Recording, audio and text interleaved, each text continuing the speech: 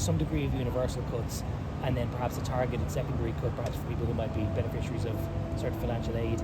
Seems like a possible compromise to the issue that's been simmering at home. Is that something you can comment on? I think I might have commented with some individual journalists today on that, I'm not sure. But again, I made a point. We are exactly where we were this time last year in respect of student fees. The Minister has asked his department for a cost of education report in respect of third level education.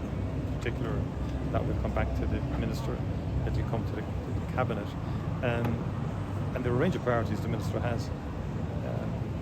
And we have to do it within the resources that will be made available through the overall allocation to expenditure generally. In other words, all of this remains to be decided, and the balance between, for example, supporting the maintenance grant of SUSI, improving that, enhancing that, looking at the income thresholds, the fees issue, research I mentioned there, but we hope the NDP will be important in terms of the research agenda.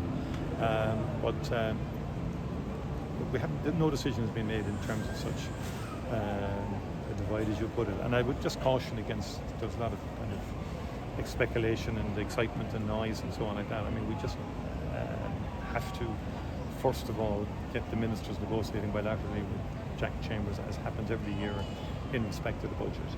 That happened last year in respect to the fees issues. From my recollection, it wasn't that agreed at this time of the year.